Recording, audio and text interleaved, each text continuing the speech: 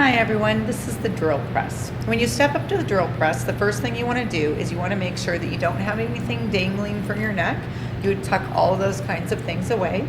You would check your sleeves, and if you have tight sleeves, you would make sure that they are truly tight against your wrist. Or if you have loose sleeves, you would pull them up so they don't get caught in the machine. You would make sure you pull your hair back in a low ponytail. You do not want to get caught in a drill press. And so now that your clothing is all appropriate, you would start to think about what materials you're going to use and the drill bit sizes that you intend to use.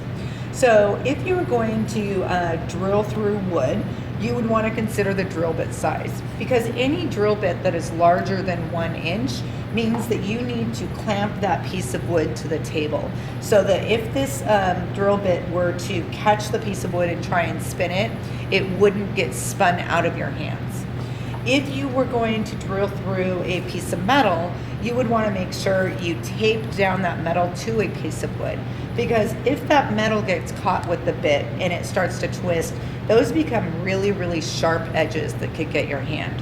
Where if you tape it down to the piece of wood and then you get ready to drill through it, you wouldn't have to worry, because if it starts spinning, your hand is actually here, and that tape is going to keep it in place. So after you've decided what material and what size drill bit you're going to use, what you would want to do is you would replace the drill bit.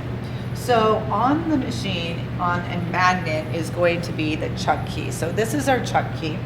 And after we picked out our drill bit size, in this case, pretending like we're going to do this one, what we would do is we'd put the chuck key into the chuck, and then we would spin it, and the little fingers will open up, and then we'd put the drill bit inside, and then we would tighten it back down.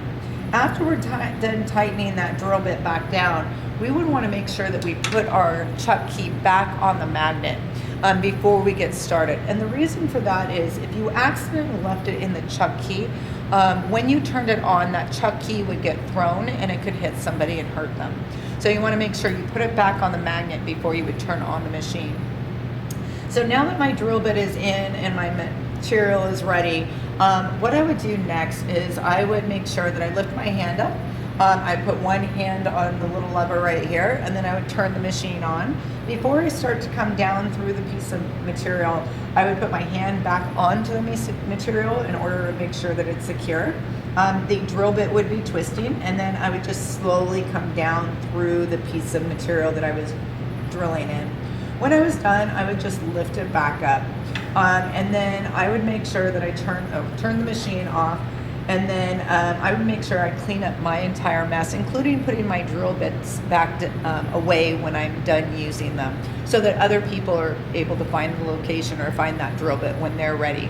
So that is how you use a drill bit, and I hope you have good drilling.